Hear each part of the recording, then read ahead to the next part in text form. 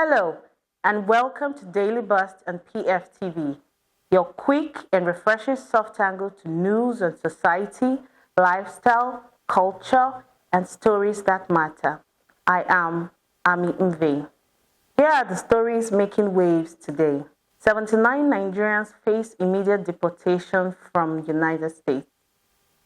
Ignatius Ili has the details. 79 Nigerians face immediate deportation from US. Anxiety grips Nigerians home as the US prepare to deport 79 citizens convicted of serious offenses like fraud, drugs, and robbery. The move is part of a wider crackdown, with officials calling it a push to remove the worst of the worst. But behind the list are human stories. Parents, spouses, children facing sudden separation. The policy driven by Trump's administration has sparked debate and protests in the US, with concerns over enforcement tactics. For Nigerians, this is about migration, justice, and fragile line between opportunity and uncertainty. As the net tightens, one question lingers: who will be the next to get that call? People's First TV Daily Bust, Ignatius Ili, PfTV. Thank you, Ignatius. NECO releases 2025 SSC external results. Iwese Samuel has the story. National Examinations Council releases 2025 SSC external results. Fresh hope for thousands of Nigerian students. The National Examinations Council, NECO, has released the 2025 Senior School Certificate Examination (SSCE) external result, with a 71.63% pass rate. Over 95,000 candidates sat for the exams, with standout performances in English, 78% credit passes, and mathematics, 91% credit and above.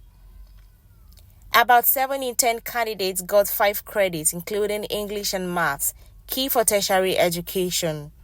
NECO Registrar Dantani Ibrahim Bushishi says the results are encouraging for students seeking another shot at higher education.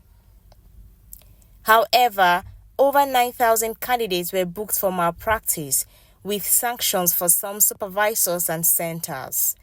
Results are available on NECO's website. People First TV Daily Bust, Iwese Samuel, PfTV. Thank you, Iwese. More today. NLC TUC order Abuja workers back to work immediately.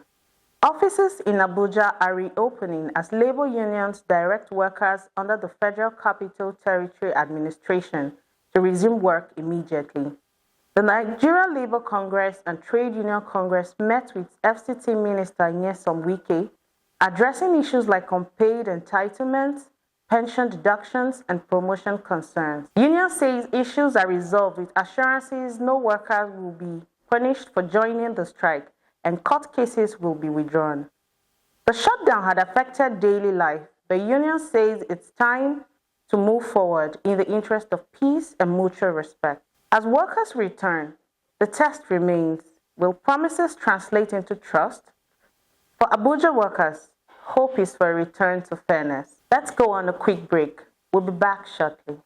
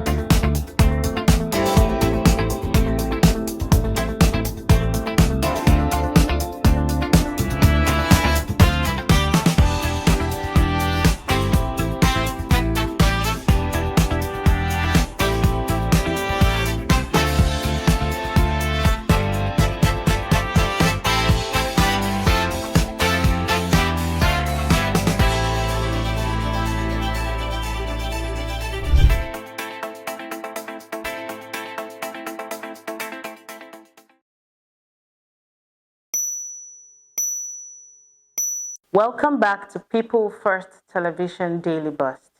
In another story, Christian Association of Nigeria North Chair urges youth to shun Yahoo. Iwesi Samuel will tell us more. Christian Association of Nigeria North Chair urges youth to shun Yahoo. John Joseph Hayab, Christian Association of Nigeria North Chair, urges Nigerian youth to avoid cybercrime and money-making rituals, saying ill-gotten wealth brings no lasting success. He warns that fraud and shortcuts rob young people of humanity and future. Hayab blames weakening parental discipline and moral decline for the trend, urging parents to guide children towards honesty and hard work. His organization invests in youth development and girl-child education to build responsible communities. Money itself isn't the problem, but the love of money is the root of evil. Ill-gotten money cannot make you rich, he says. Real success comes through integrity, not shortcuts. People First TV Daily Burst. Iwesi Samuel, PfTV. Thank you, Iwesi Samuel. FCTA reassures public on antivenom availability in hospitals. Ignatius has more. FCTA reassures public on antivenom availability in hospitals. The death of TikTok singer Ifunanya Nwangeni has sparked concern over snakebite treatment. The Federal Capital Territory Administration says its hospitals are prepared with antivenom stored centrally and handled under strict conditions. The FCTA has strengthened emergency services with more ambulances, better access routes, and intensive care support.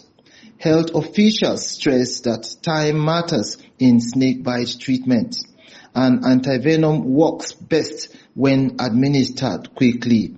The FCTA warns against harmful home remedies, urging calm, quick hospital care, and prevention.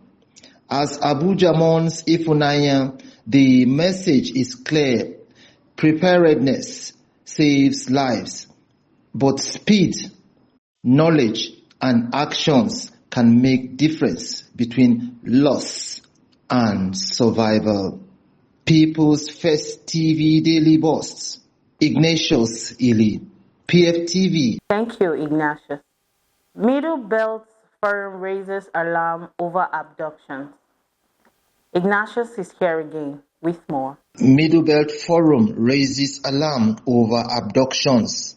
The Middle Belt Forum is raising fresh alarm over 15 married women missing in Borno State and 166 church worshippers abducted in southern Kaduna, still unaccounted for.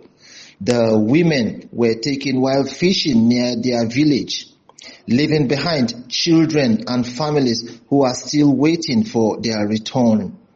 The group questions the quiet response to the Kajuru abduction, saying answers remain scarce 15 days on.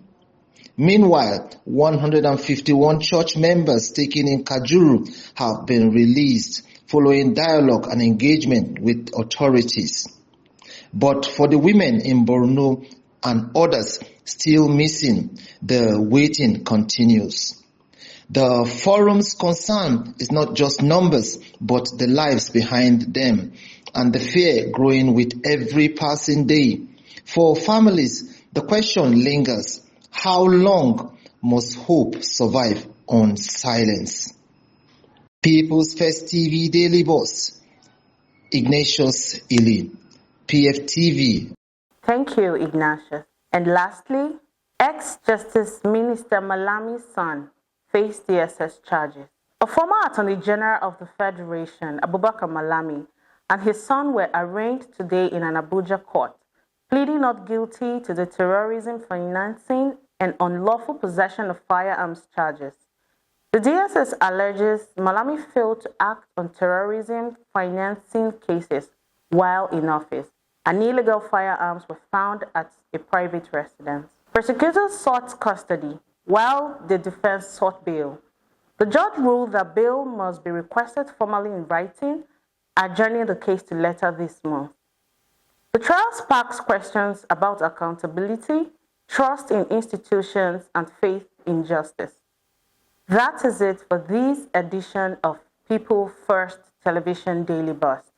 I am Ami Mve. Stay informed, stay inspired, and stay connected. This is PfTV. Have a good night.